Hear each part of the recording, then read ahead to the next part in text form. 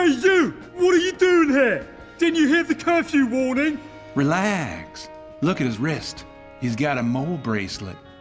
So you're one of those domesticated rats? You people disgust me.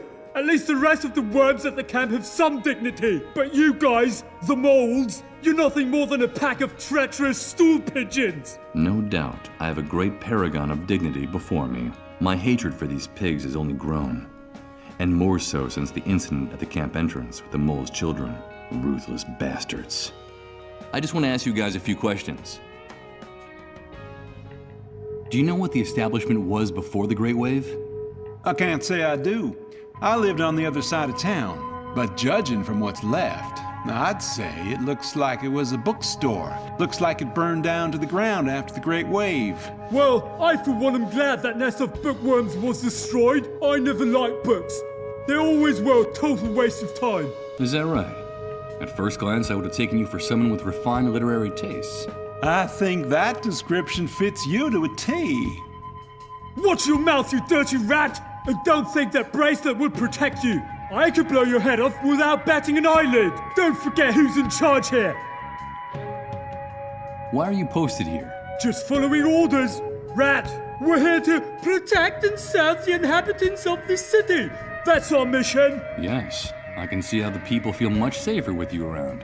We're doing our nightly rounds, and we have orders to keep a particular eye on this neighborhood. And why this neighborhood in particular? Well, as you can see, this area of the city was left almost intact after the Great Wave. It was kind of a miracle. Most of the homes and businesses are still standing, so burglary attempts are pretty popular. If there's anything left in the city worth guarding, it's here. You ask a lot of questions. Have you come to steal something, rat? No, of course not. With officers of the law like you, I'd never dare do anything like that. I wouldn't provoke my partner too much if I were you. He's plenty jumpy today, and he's sometimes rather unpredictable. And as for you, blabbermouth, I'd watch my tongue if I were you. How I am is nobody's business. And you, get back to your nest, rat! So how's the night going? Very quiet, except for a shooting at the entrance to the city a few hours ago. I think someone tried to steal some food. And when that happens, you have to act decisively. That's our duty. It would be a fantastic night if it wasn't for those revolting cats. This damn neighborhood is infested with them. Cats? My partner doesn't like cats, and tonight they've been howling non-stop since we started our rounds. Filthy creatures, dirty and pestilent. They're to blame for everything. I won't bother you anymore. Keep up the good work.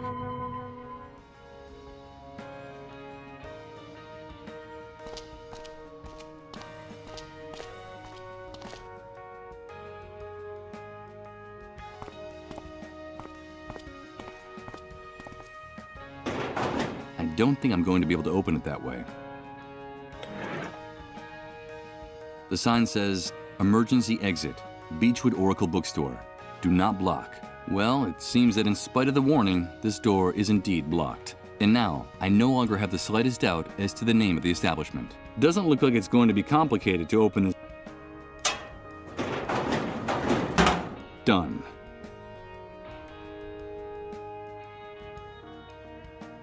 It reigns over the building, with its crown of twisted antennas and broken air conditioners. On the rim, there's a shiny object.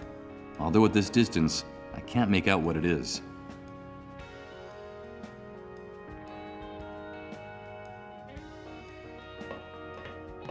Hey, wait a minute. Who the hell's over there? I don't see anything. Look at that building. I saw something moving in that shadow on that wall. I think you're a little paranoid tonight. I told you to relax. Come on, take a deep breath. Shut up! I bet it was one of those cats. All this is because of those pestilent beasts that have been bothering us since we got here. I couldn't stand them. I better not let those two psychopaths down there see me. I should be very careful.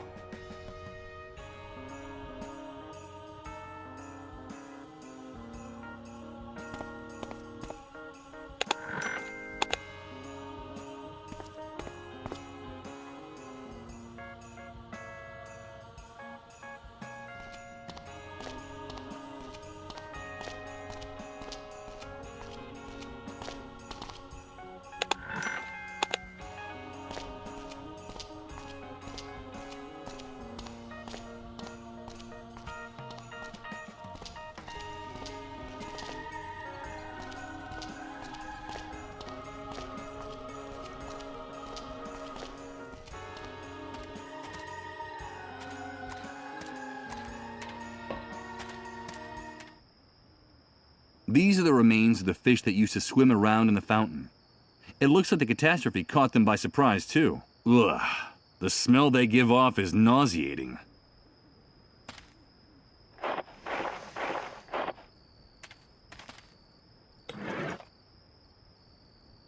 The truth is, I can't see how to use this can here.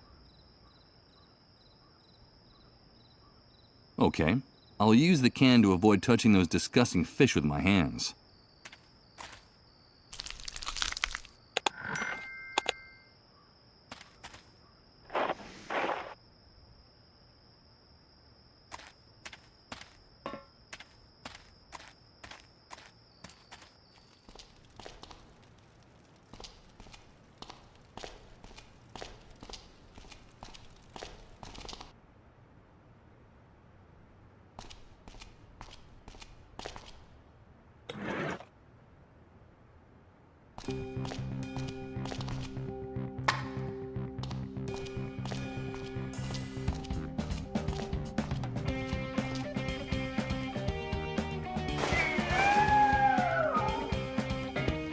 There you are, you mangy beasts! So you dared to come out, did you? Now I've got you! Ow! Goddamn revolting cats! Sooner or later I'll get each and every last one of you! I promise you! Don't get mad. Your technique's improving. You almost got one this time. Shut up!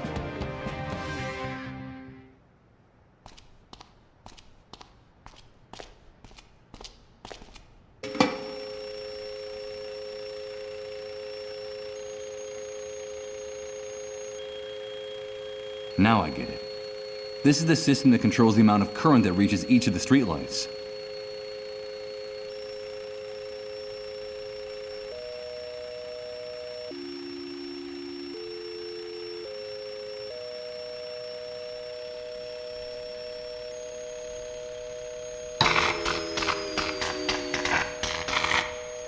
What the shit? Why does nothing work right in this filthy city? Looks like a voltage surge. Suppose you think the cats are to blame. Shut your mouth or I'll shut it for you! I'm not letting those flea-bitten beasts out of my sight! No chance, mate!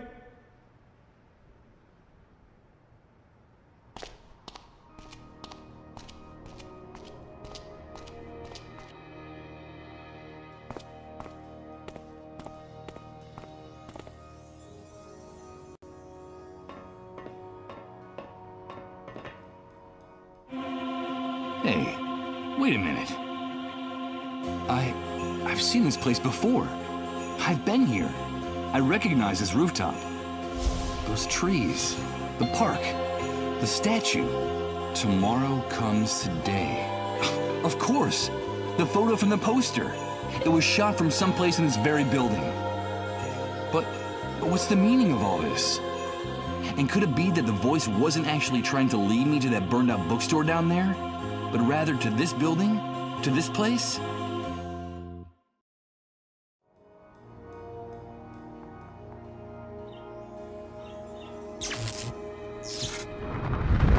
Oh no. It's starting again. It's amazing. Everything's changing. Everything. Everything is mutating, and I haven't even moved. I don't understand. I don't understand anything.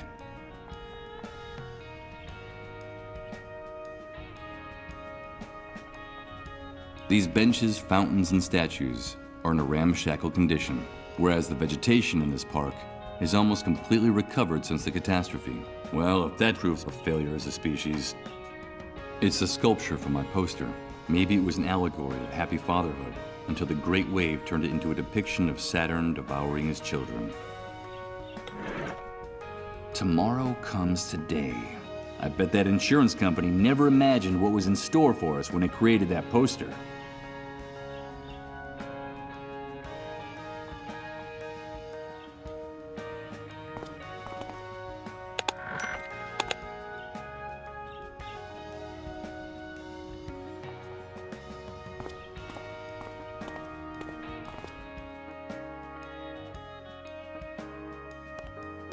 There's a piece of paper stuck to the door, and it looks like it has a handwritten message on it. Let's see what it says here.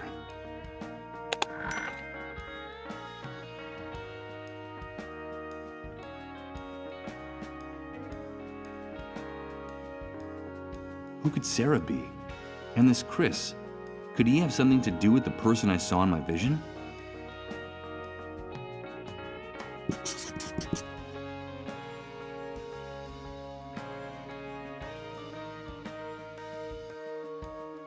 The front door of this apartment has been reinforced with various locks and bolts. Despite the surveillance by the soldiers, the people who live in this building must be terrified of burglary and looting.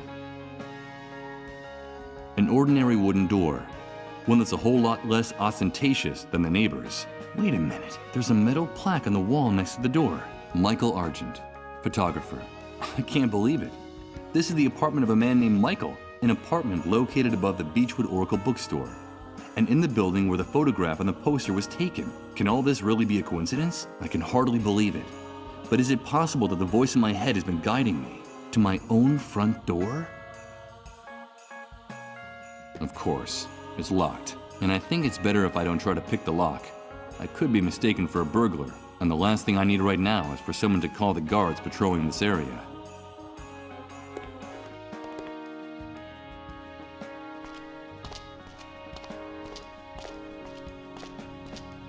Isn't it time for you to go back to your nest, rat?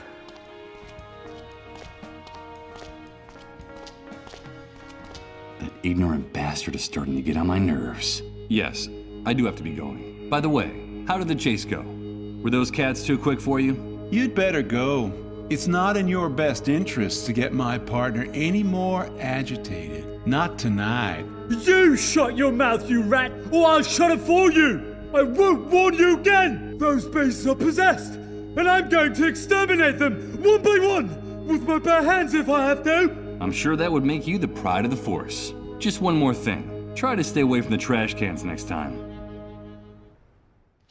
I've warned you, you filthy rat! You've worn out my patience! Ow! This'll teach you to treat me with a little more respect! I'm going to wipe that stupid grin off your face! Ouch! This is the only language you shitheads from the refugee camp understand! So, you're going to treat me with respect now, aren't you? Come on, leave him alone. You'll kill him. He is a mole after all, and it's in our interest to keep him alive. Come on, let's get out of here. Well, you're safe for now, but I have a very good memory for faces. Another day, I'll finish what we started, rat. I swear it!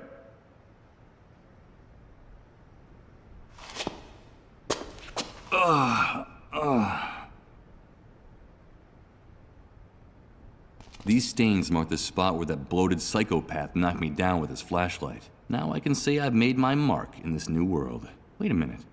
In all that blood, there's something white. It's a fragment of one of my teeth.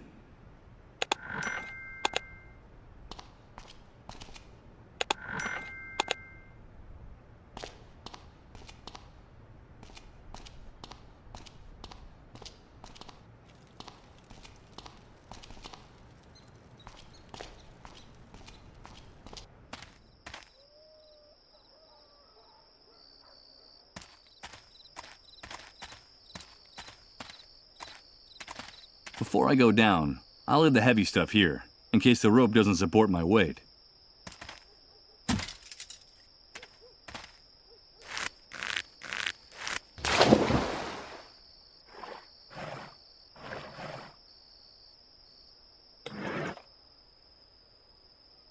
Okay, I'll use the bucket for what it was designed for, to be filled with water.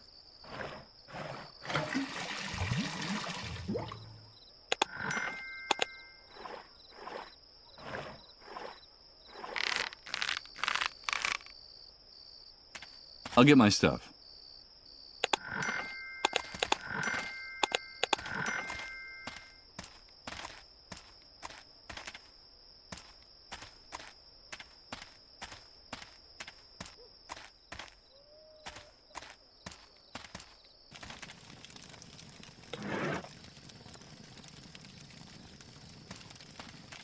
Here goes. Maybe we can still salvage something from the fire. Now that the fire is out, I don't intend to carry this rusty bucket around anymore. I'll get rid of it.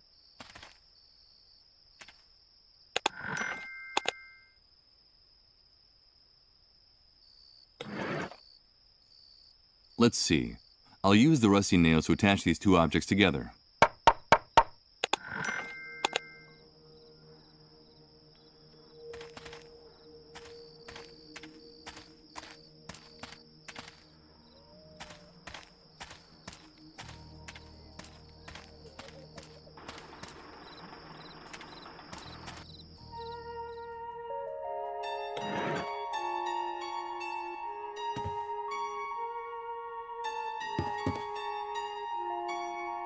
Thank you, Mr. Sleepyhead.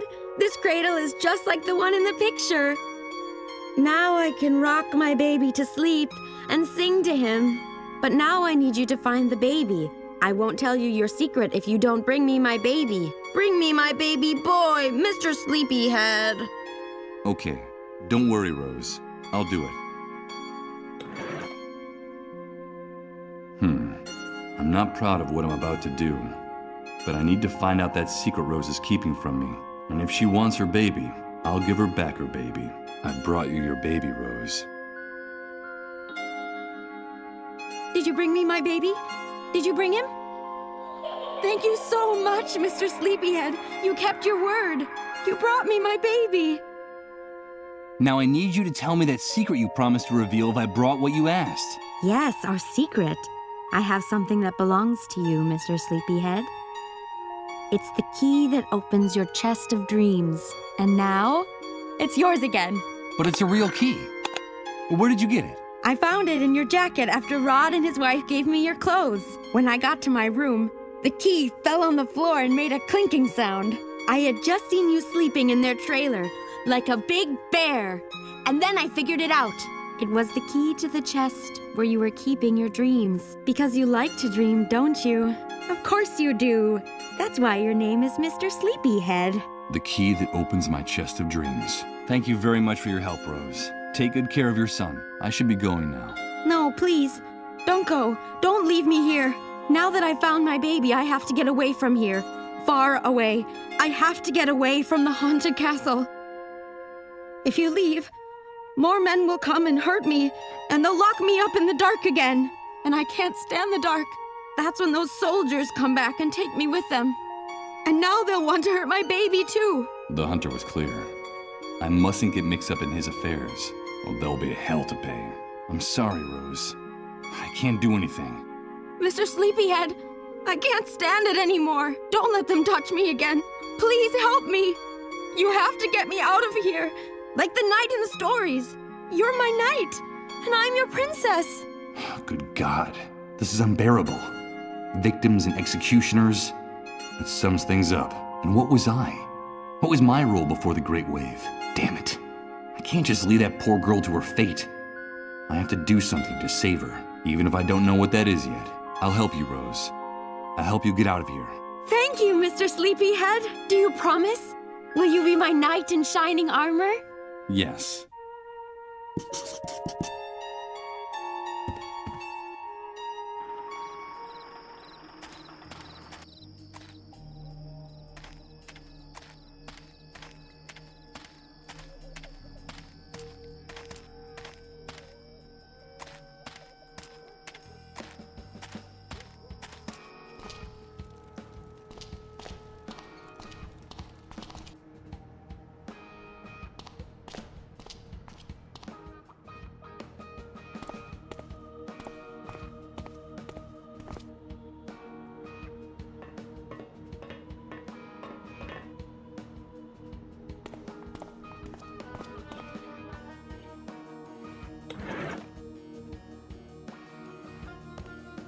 Let's see if my intuition is correct. Yes, the key that opens my chest of dreams is a key that in fact belongs to Michael Argent, photographer. The key to my own apartment. The outside of this closet is covered with photos cut out of magazines and newspapers. It looks disproportionately huge in this tiny apartment.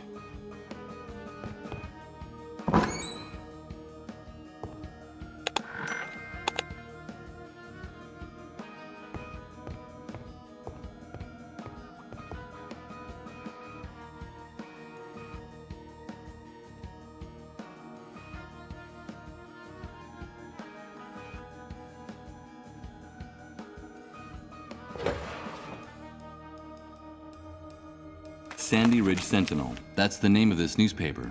Now I understand. This file cabinet holds copies of newspapers and magazines my photos appeared in. It seems like as a photographer, I was very fond of my own work. Sandy Ridge Sentinel. Solstice Times, one of the many newspapers stored in the filing cabinet.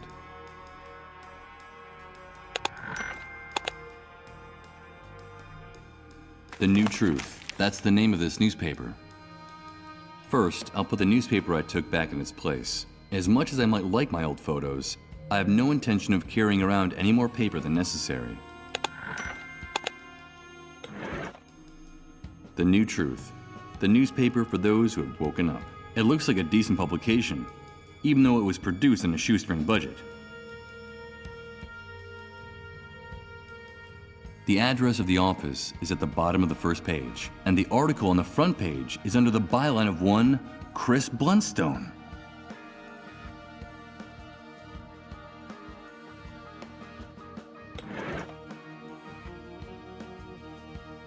TNT stands for The New Truth. The masthead of this newspaper matches the letterhead on the handwritten note, and it's obviously not a coincidence.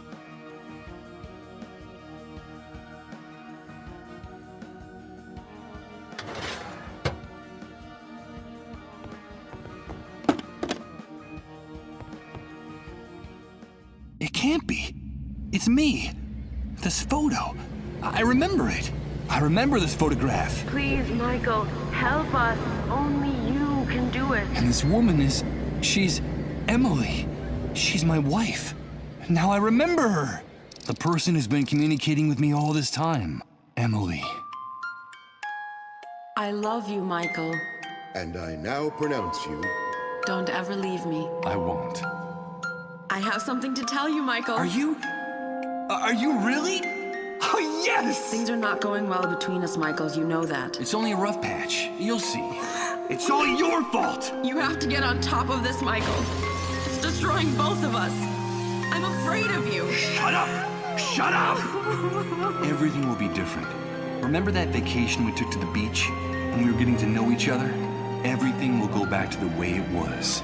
Promise me. I promise. Oh, Emily, what does all this mean? Where are you? How can I find you? What are these messages you keep repeating in my head? I've lost my mind. I've lost my mind. That's the only logical explanation for this. Oh, Emily. My poor Emily. Where are you?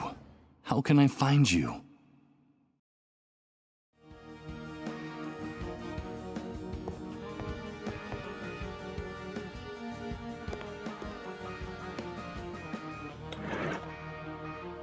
Of course. The letters TNT on the letterhead of Sarah and Chris's note stand for the newspaper, The New Truth. I'll enter the address of the newspaper office shown on the front page. The map indicates a place near the main avenue of the city. Will it still be standing? Let's go find out.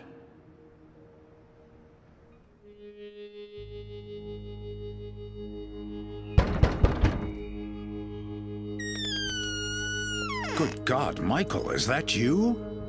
There's no question about it. That's the person I saw in my vision. The person mentioned in the note I found in my house. What was his name? Hello, Chris. Come in, quickly. It's dangerous to be out on the streets at this hour. Michael, I'm so glad to see you again. After all that time without hearing from you, Sarah and I feared the worst. But tell me, why didn't you come sooner? Where have you been all this time? From his enthusiastic welcome, it looks like this man and I were good friends in the past, before the entire world collapsed. But can I trust him? I don't know. Do I have any other choice? It's a long story, Chris. Very long. I'm all ears, old friend. And while I tell him everything I can remember, the few things in my memory since waking up in Rod's trailer, I see a mixture of tenderness and compassion on his face. Something I haven't seen in anyone else since waking up in this hellhole. I haven't the slightest doubt. I can trust this man. I'm sorry for everything that happened, Michael. Sarah and I had been trying to get in touch with you for a long time, but the Great Wave made it impossible to find you. Now I know why. As a matter of fact, she went out to take that note to your house. I haven't seen her since. Tell me, did you find Sarah? Did she tell you she was coming here? Sarah? I'm sorry, but I just found this handwritten note on the door. That's all. Of course, forgive me. You already told me that you were blanked. You don't remember her. Sarah is my wife. Emily and she were close friends. In fact, they ran the Beechwood Oracle bookstore together, right below your apartment. That's how you started working with us at the New Truth. And the two of you, Emily and you, became like family to us. I want you to know that what happened to Emily affected us deeply, Michael. Sarah was devastated. We could hardly bring ourselves to speak to you at the time. I'm so sorry for what happened to her. What the hell are you talking about? Good God. Don't tell me you don't remember that either. Emily died, Michael. But that's impossible. I'm sorry to be the one to make you relive that hell. You yourself told Sarah and me on the phone a little while before you returned home. It happened while the two of you were in Japan, scarcely a few days before the Great Wave hit. At the paper, we sent you on an assignment to do a photo essay on those strange lights that had been sighted in the sky over Tokyo. So you got all your photography equipment together and set off right away. Emily went with you. You two decided to use the trip as a chance to work on your marriage, which had been in trouble for a long time. You were in bad shape, Michael. Your financial problems, her miscarriages, your violent, self-destructive nature. Emily couldn't take it anymore. You were putting her through too much back then. Things are not going well between us, Michael. You know that. It's only a rough patch. You'll see. It's all your fault! You have to get on top of this, Michael. It's destroying both of us. I'm afraid of you. I can't help it. It's that demon. You know I can't help it. From what you told us, things were getting better. After so many years, both of you were starting to rediscover each other. Everything will be different. Remember that vacation we took to the beach? When we were getting to know each other? Everything will go back to the way it was. Promise me. I promise. Until one night in your hotel, Emily started to feel sick. It all happened very fast. She was having fainting spells, vomiting, running a fever. You took her to the nearest hospital where she was admitted immediately. Emily, what's happening? Emily! Emily! And a few hours later, they told you she was dead. They wouldn't even let you see her body. They wouldn't let you see her. The Japanese authorities hustled you off on the next plane out. It was all very strange and disconcerting. And the very night you arrived, the Great Wave hit. Oh, Emily. Now I remember it. I remember everything. I remember her pale, haggard face when she took my hand. Don't worry. It's nothing. Everything will be all right, she was saying, while they were wheeling her deep into the hospital, and she waved goodbye to me, forcing a smile to cover her fear. And then I saw it. I swear I could see how time was stopping, little by little, in her eyes. Emily can't be dead. She talks to me. I've been hearing her voice for some time now. You must think I've lost my mind. From the little we were able to talk to you before you got back, we could see that her death hit you terribly hard, Michael. You felt extremely guilty for the way you treated her those last few years. You said you would never be able to forgive yourself. It's possible that the pain warped your mind, but it's also possible that what is happening to you is real. If Emily died before the Great Wave, how can what's happening to me be real? Let me tell you something. In spite of the catastrophe, at the New Truth, we've never stopped working. For Sarah and for me, this newspaper is our life. And since the Great Wave, our contacts and confidential sources haven't stopped bringing us the most incredible and chilling information you could imagine. Thousands, no, millions of unexplained phenomena are taking place simultaneously all over the world, Michael. We're living through the strangest and most confusing times in our history, and any hypothesis, no matter how crazy, must be taken into consideration, even what you just told me. There's no question that something extraordinary is happening all over the world because of the Great Wave, the emergence of the dissolved, and our gradual approach to the dead synchronicity point. Yes, the Great Wave. People have been telling me about it since the moment I woke up. Everyone talks about it, but no one really knows what it is. Did you know that the catastrophe didn't just strike here, but all over the world? They keep us isolated and misinformed. But that's the truth. The Great Wave didn't just destroy this city. It affected the entire planet. And the most surprising thing is that it all happened simultaneously, at the exact same moment everywhere on Earth. Isn't that amazing? There's never been an official account of the catastrophe. They don't want to tell us. But at the New Truth, we know a lot of things they don't want us to know. They? Who are they?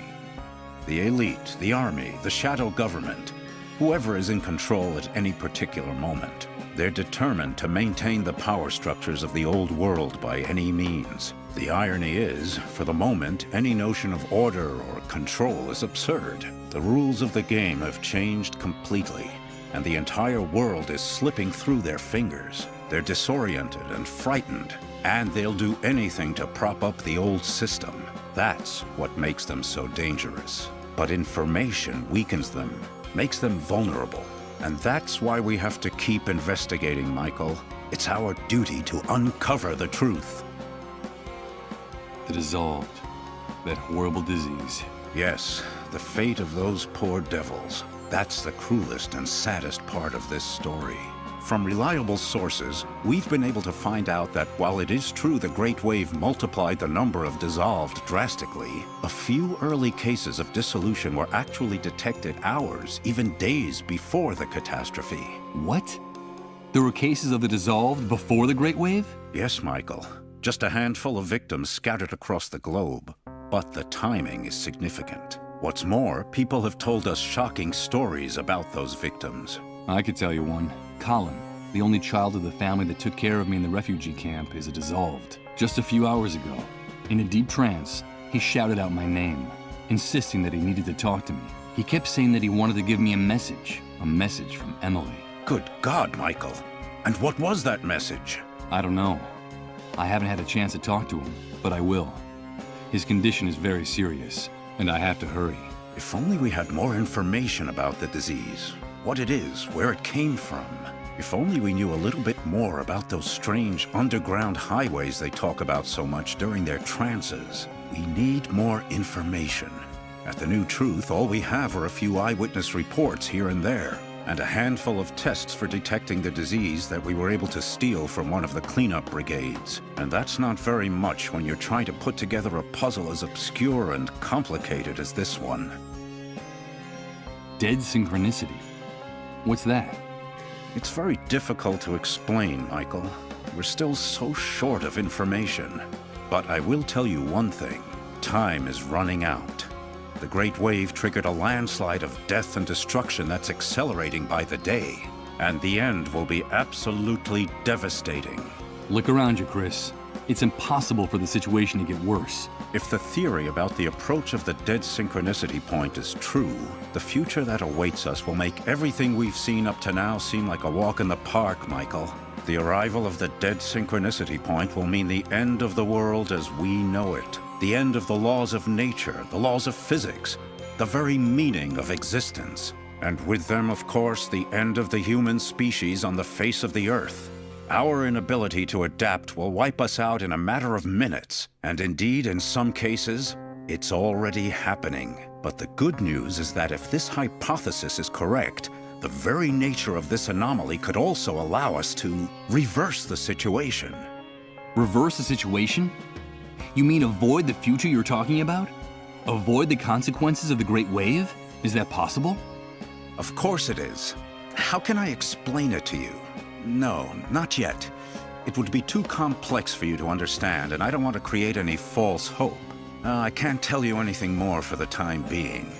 We need more information, more sources, and we need them urgently. Time is running out, in every sense of the word. I need answers too, Chris. Where can I find the information you need? How can I help you? A few days ago, one of our confidential sources in the Army contacted the New Truth. He told us he had a bombshell in his hands, an official report of the results of all the investigations conducted to date on the Great Wave, the Dissolved, and the Dead Synchronicity Point. It's a real gold mine, Michael. The answer to our prayers. And where is that report now? The same day she left the note at your house, Sarah was supposed to meet our source at the same place we always meet people who cooperate with the New Truth, which had been the safest place in the city up to that point, the sewers. But she never came back, Michael. I was hoping she'd found you.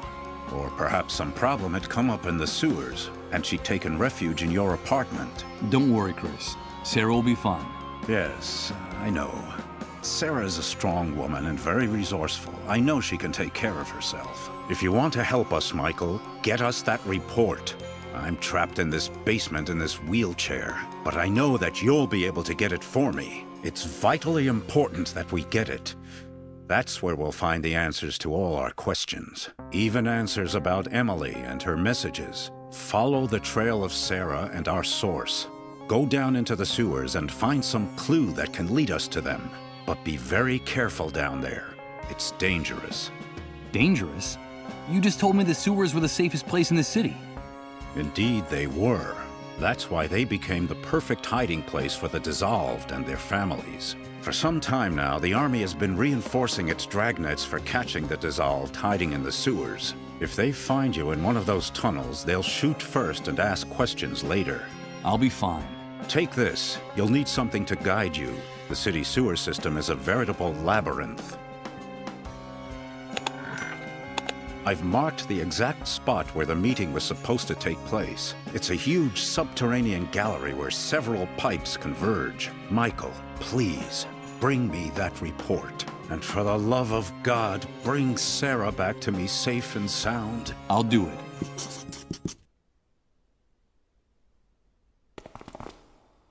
Locked with a key.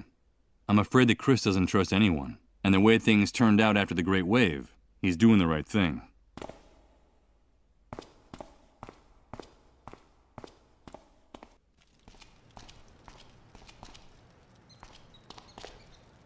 This home already has an owner. Let's leave him in peace.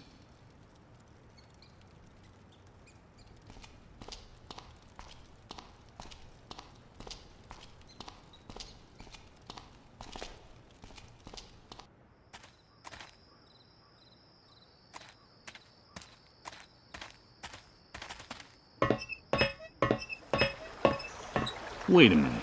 I'm not going to climb down any further. It's totally dark in there, and it would be crazy to go into these sewers without any light.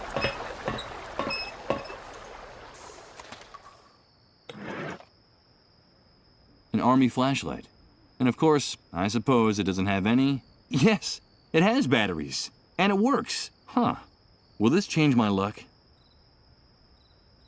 Here goes. I'll use the map Chris gave me as a guide. These tunnels are a real labyrinth.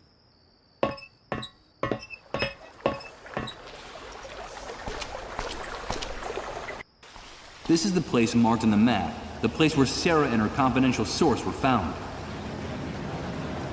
They gleam like gold nuggets, illuminated by the light that enters through the ceiling. These empty shell casings are evidence that a shooting occurred in these sewers. They wouldn't be of any use to me. These bullets have already been fired.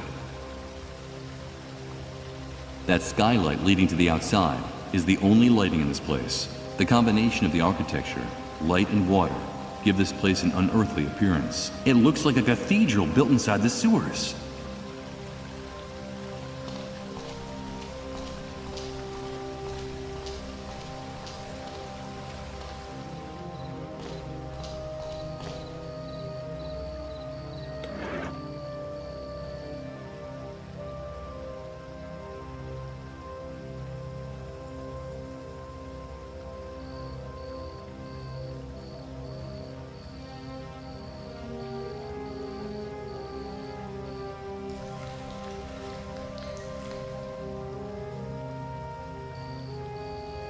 I've been able to remove some of the waste, but I won't be able to remove the rest of it with my hands.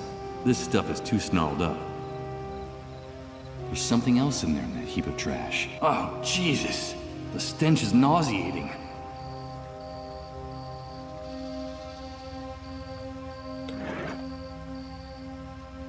All right.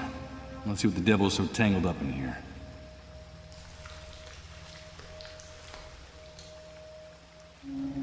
My God! Sarah! A bullet's torn off her jaw, but her face is still recognizable. Poor Chris. How am I gonna break this to him?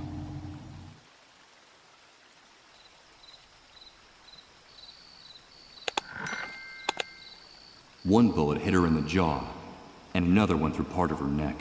There's no doubt that Sarah bled to death while using the last of her strength, trying to drag herself out of here.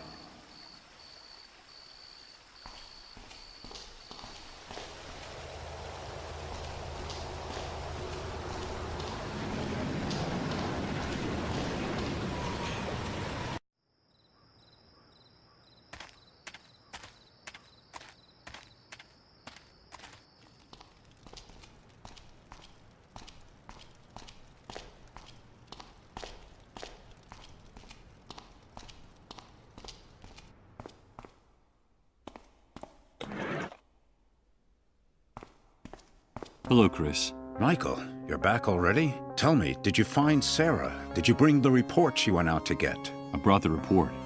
Here it is. Oh, that's great news. I knew you could do it.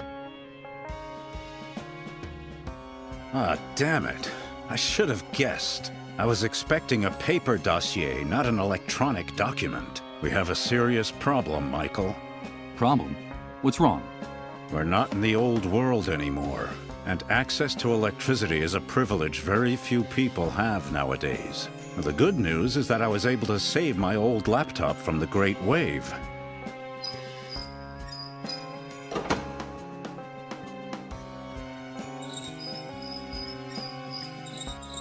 The bad news is that we don't have anywhere to plug it in. What can we do? If we want to find out the secrets in this report, we need electricity. Bring me a generator with enough fuel, and we'll find all the answers we need, Michael. But tell me, please, did you find Sarah? Why didn't she come back with you? What happened? I'm sorry, Chris. Sarah's dead. God. But what? It looks like she and your confidential source were ambushed and shot by soldiers in the sewers. I found Sarah's body in one of the graded tunnels, near the refugee camp. I took the report out of her hands, but I had to leave her there. Oh, my poor Sarah. She didn't deserve that. Please, Michael, don't leave her body to rot in the sewers. I beg of you. Do it for me. For Sarah. For Emily. I'll do what I can, Chris. I promise you. Now, get me that electric generator. Time is running out. What do we have here?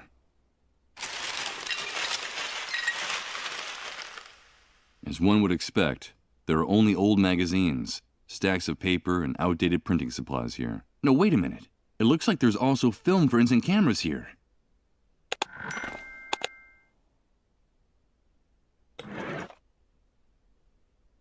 Perfect. Now I can load the camera. The tab that closes the film compartment is broken. I can't use it like this. I need something to hold it in place, or else the film will keep falling out. I can't believe it. The tooth fragment fits perfectly into the slot for the broken tab. Now I can close the film compartment.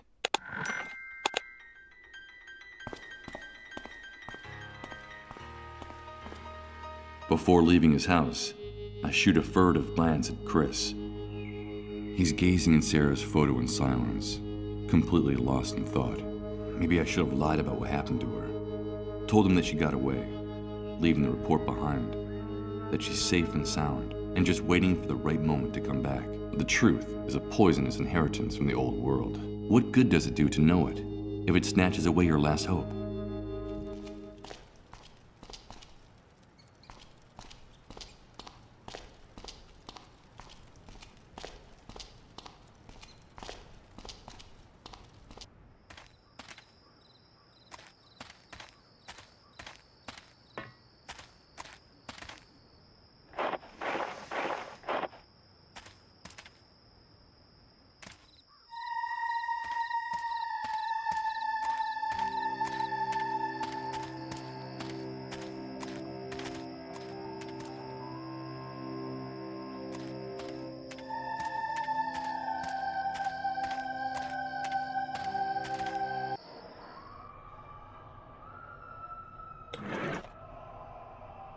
Let's see what this room actually is, with a little light.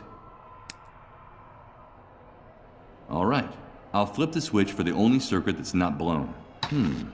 I think I hear the buzz of electricity coming from the surface.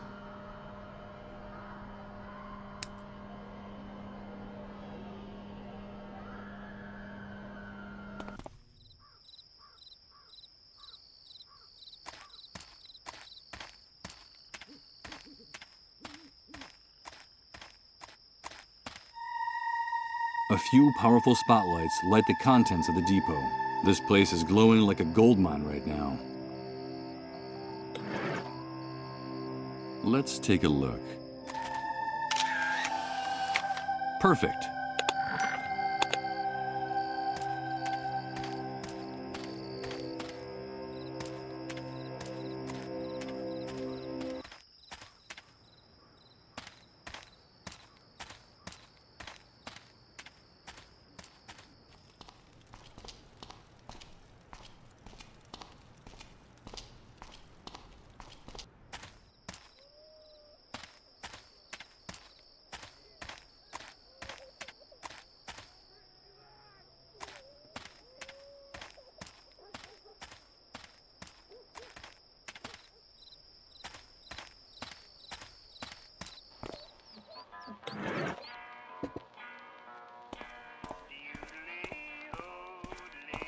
I've brought what we agreed. Here's the photograph of the fuel depot. Fantastic, Mike.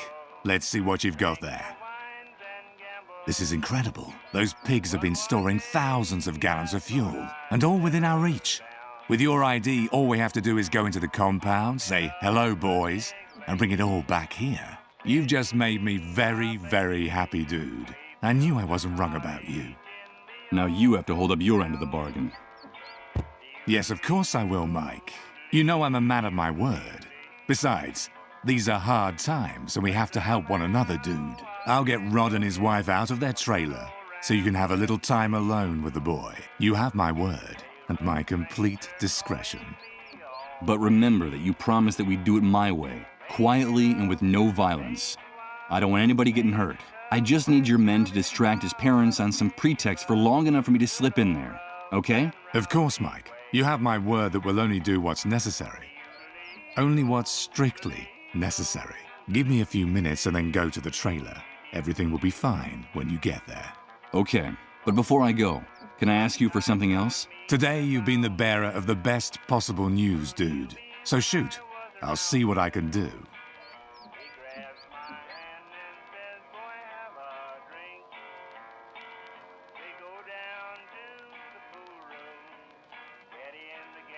I need an electric generator urgently. Hey, dude, calm down. I think you misinterpreted my offer. Since the Great Wave, a generator has become worth more than the lives of 100 people in this camp. Don't think I couldn't get you one, but the price will be so high that I can't imagine how you'll be able to pay me. I'm sorry, Mike. But I just gave you access to thousands of gallons of fuel. But those barrels aren't walking out of that place on their own. My men and I are going to have to risk our hides by going into the lion's den. I'm sorry, but the matter is closed. Some soldiers murdered a friend of mine in the sewers. I need you to take care of her body. Well, murdered in the sewers? And what the hell was your friend doing there? Wait, don't answer. I've heard about that custom among some relatives of the sick. It means she was hiding a dissolved in the sewers. Or am I mistaken? Yes. You're absolutely, totally, and completely wrong. I'm not going to tell you what she was doing there. About her commitment to learning the truth, to changing things in the shithole left behind by the Great Wave, where you move around like a fish in water. You'd be incapable of understanding it. You couldn't even imagine making a sacrifice like that. Even I have a hard time imagining it. It's none of your business. Listen, Mike, you know what I think of those disease carriers and of the people who hide them. For everyone's sake, they all belong in the hands of the cleanup brigades. But you know what? Your intentions are good, giving a friend a decent burial. You're loyal to your friends, and I like that. Above all, you've got to be faithful. Loyalty is everything in this new world. So consider it done. I'll take care of it, dude. Her body's in the sewer tunnel that comes out by the entrance to the camp. Your friend will have a decent resting place. I give you my word. You should be going now. I've got to get the trailer sorted out. Give me a few minutes and then you can go there, okay? Adios, dude.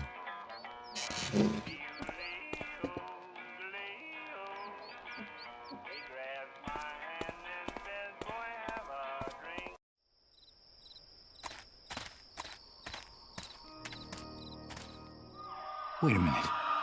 What's that noise? Why is everyone fleeing? What's going on? The cleanup brigades are coming. And they're heading for Rod's trailer. God damn it! The hunters turned them in! That animal turns Colin and his family in! No, he's not sick.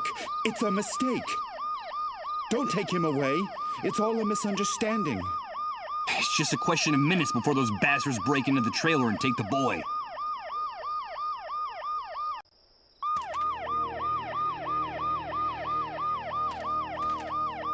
Out! Get out of here! For God's sake!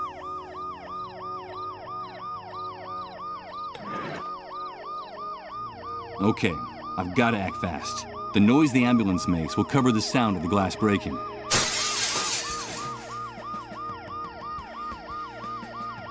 This cookie box should have a revolver inside with 2 bullets in it. According to the notebook, it's the one-way ticket out of this new world for Rod and his wife, in case things don't work out for Colin.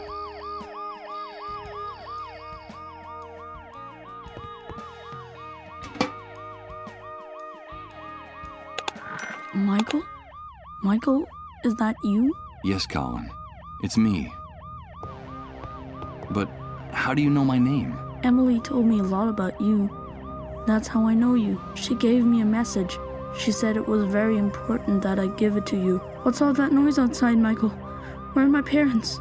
It's nothing, Colin. Your parents will be back very soon. Don't worry.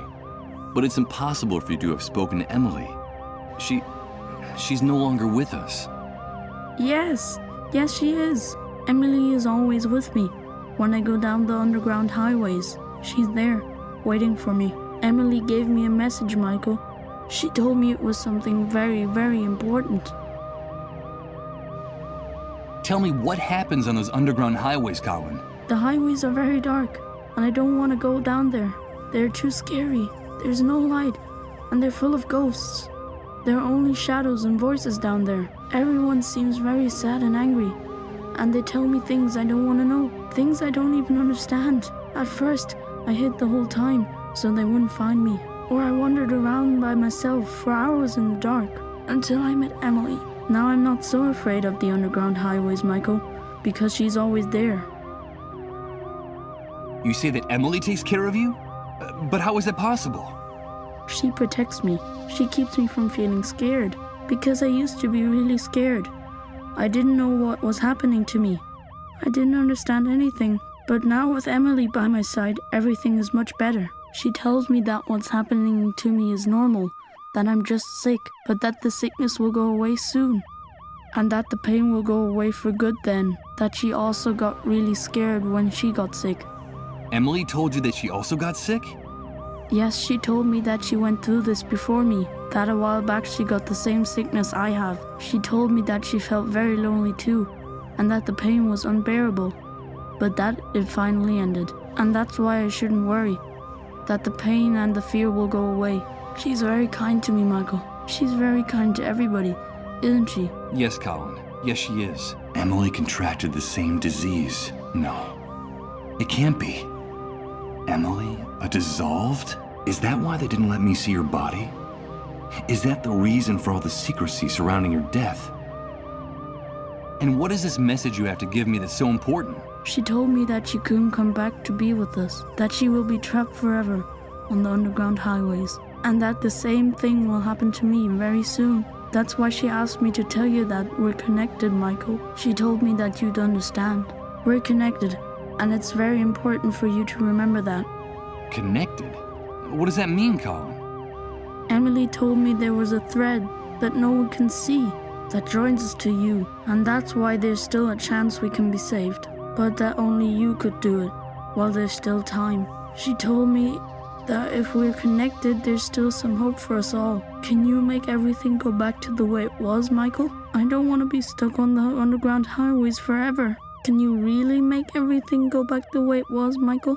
We're connected? What does that mean? I don't understand anything. This is all crazy. Michael, help me. It hurts so much. Make it stop. Colin, what's happening? Make it stop. Please. Colin!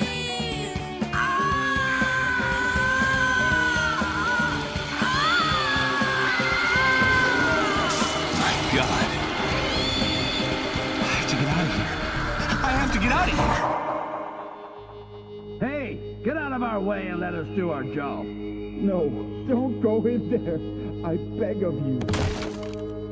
My son! My son! Colin, no.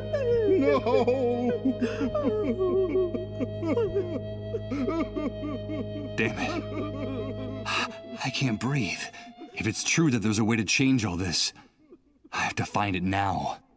I don't think I can stand it any longer. I don't think anyone can.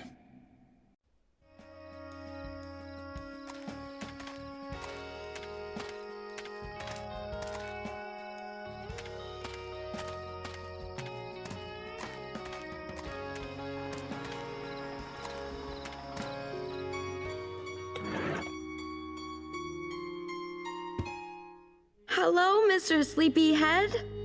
Have you come to help us? I don't know whether who I was before the Great Wave entitles me to make any kind of moral judgments. But what I do know is that the hunter and his men are a real cancer in this new world, which is the only thing that really counts right now. The girl has a right to defend herself, that bastard said. So someone should give her the chance to do that.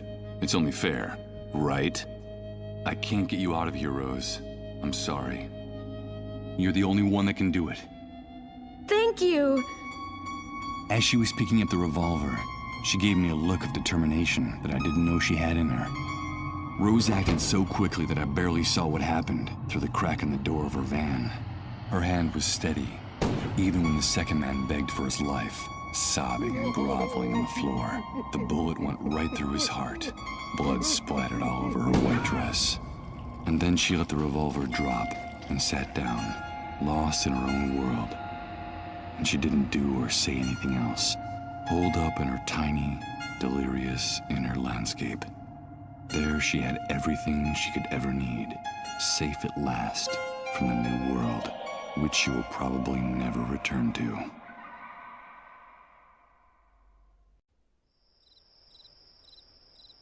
Damn it. That's what happens when you bring electrical devices in contact with water. The contents of the water tank made it completely useless.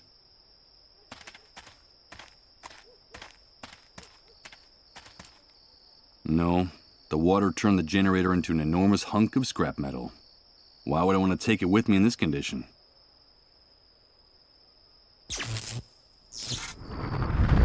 What the hell?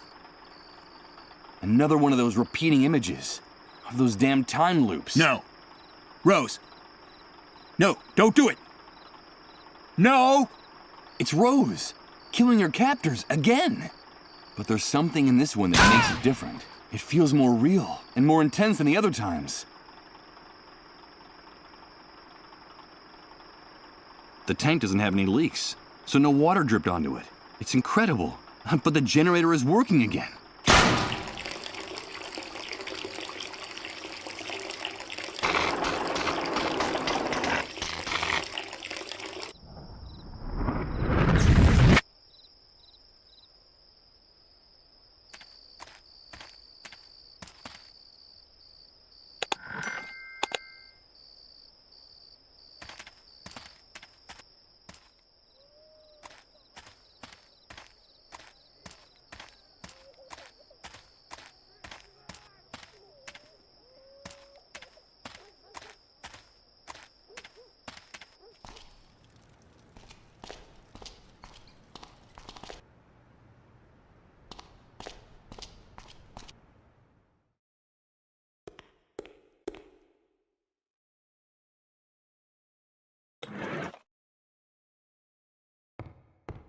Let's see.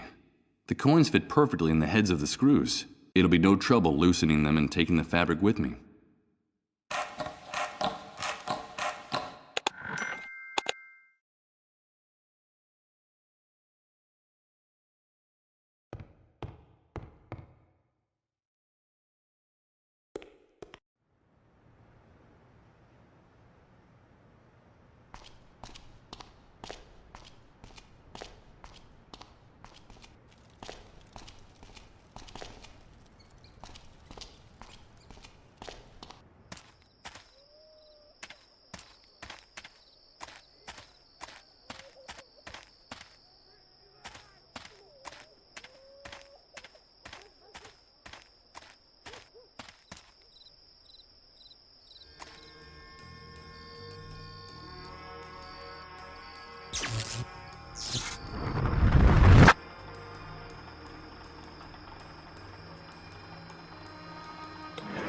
No.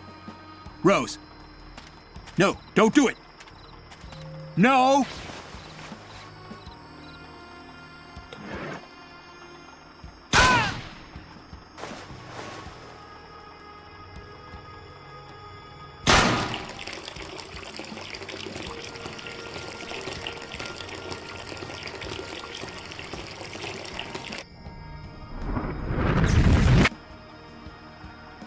Okay. First, I'll unplug the cables that connect it to the trailer.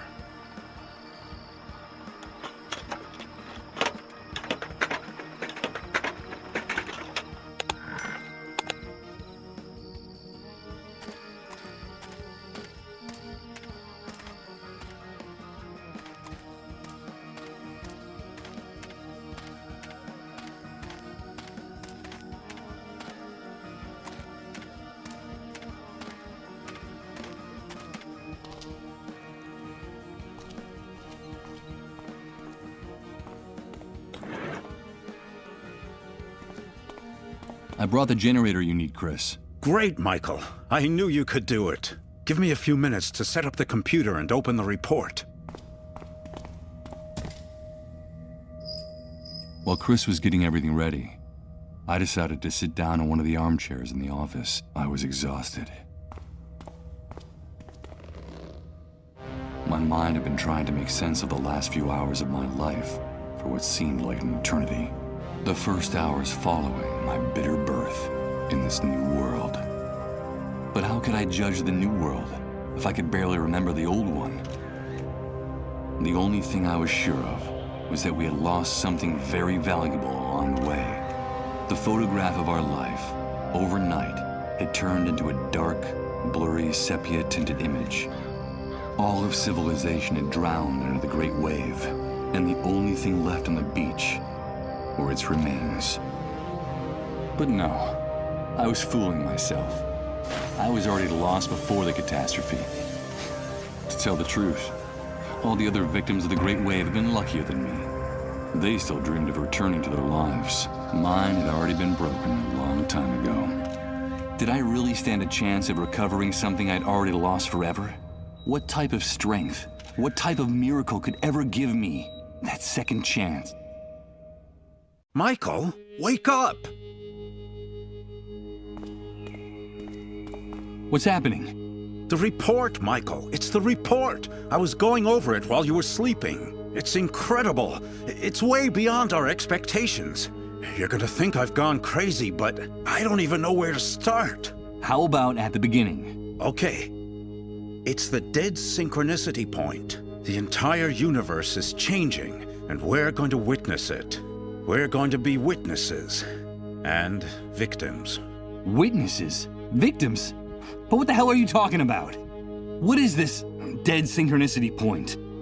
It's hard to explain. You're a photographer, so I'll try this analogy. Imagine a person's life chronicled in photographs. Up to now, and according to the rules that governed our universe, we were all subject to certain very specific temporal rules. Past, present, and future. That's all there was to it. So, the first thing we'd find would be a photo of the person as a newborn, then another on the person's 6th birthday, then another in college, and so on. Then we'd see photos of the person's wedding, children, old age, death, all in logical, linear, chronological order.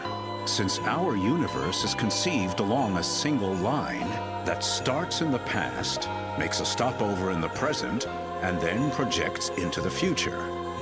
Do you follow me? Yes, of course I follow you. Well, imagine now that this entire temporal architecture crumbles, falls apart, dissolves. Imagine that something or someone has altered the foundations of our universe, changing the rules of the game, forever annihilating our idea of time, the concepts of past, present, and future. I think you just lost me, Chris.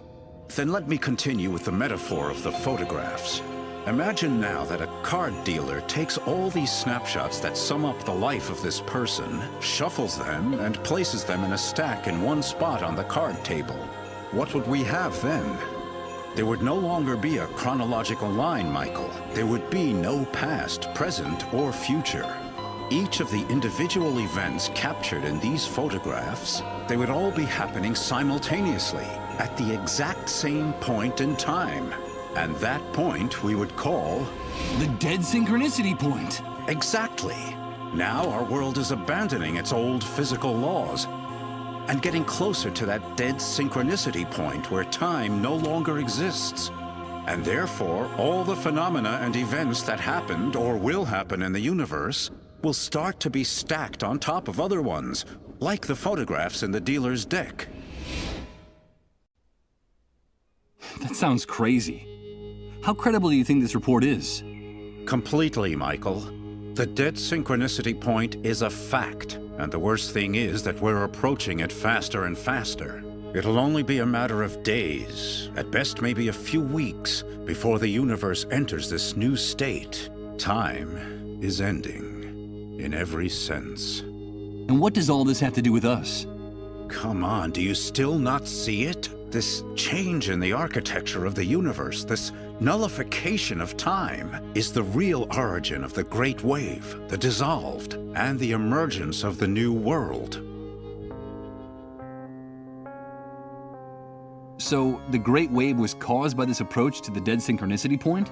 Yes, Michael. The Great Wave was the first manifestation of our universe's approach to the dead synchronicity point. That's why the catastrophe struck at the same time all over the planet. It wasn't just a local occurrence. It had global dimensions. It was the first clear and obvious sign that something was going wrong. And it brought chaos and misery to the world, as you've been seeing yourself since you woke up.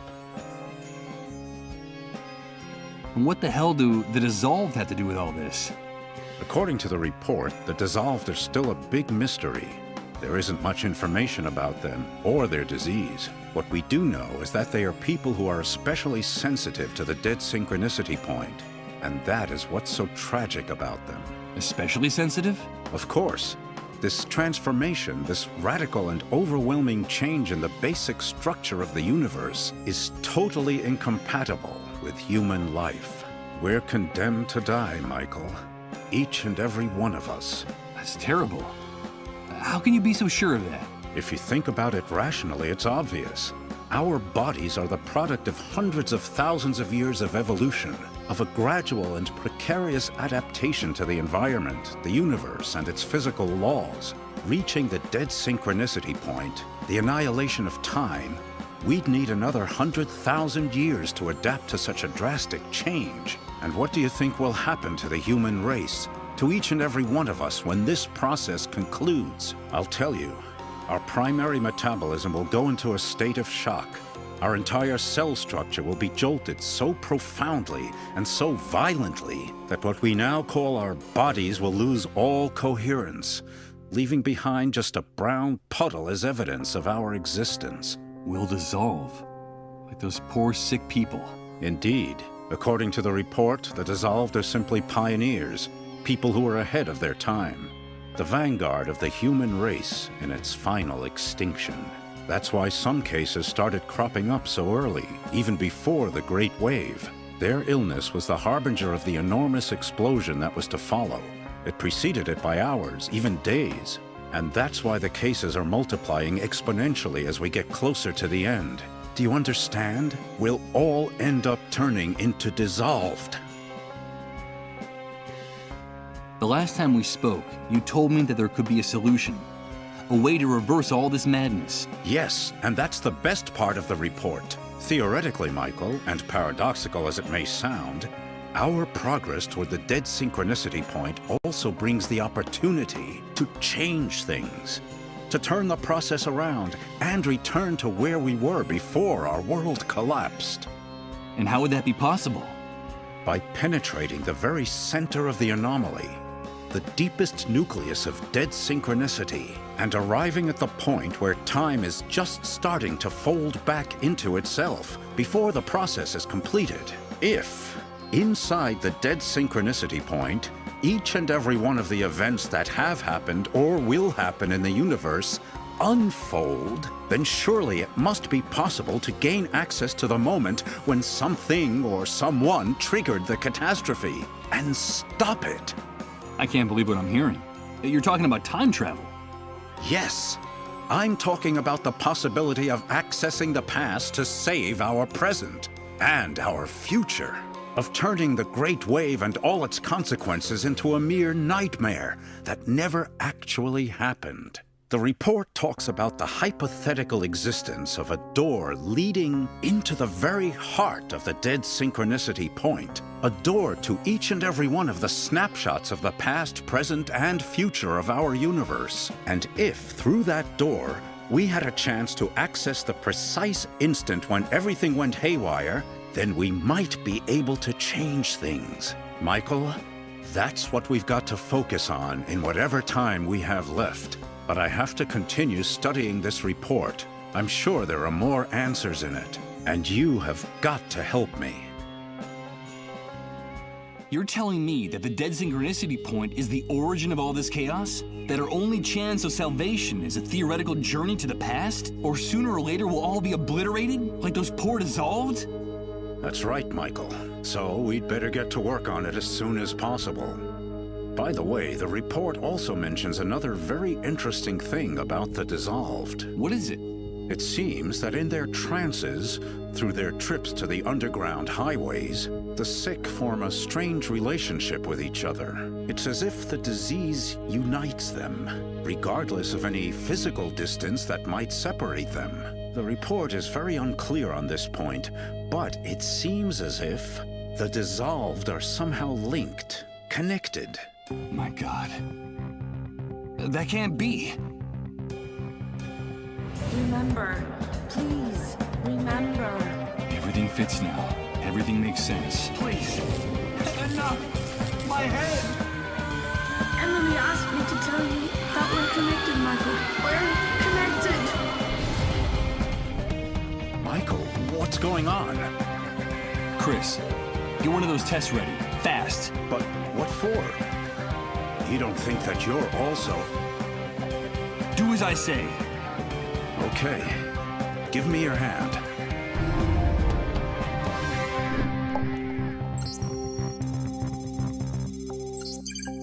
It's positive. Michael, you're sick. You're a dissolved. No. That can't be. No. No!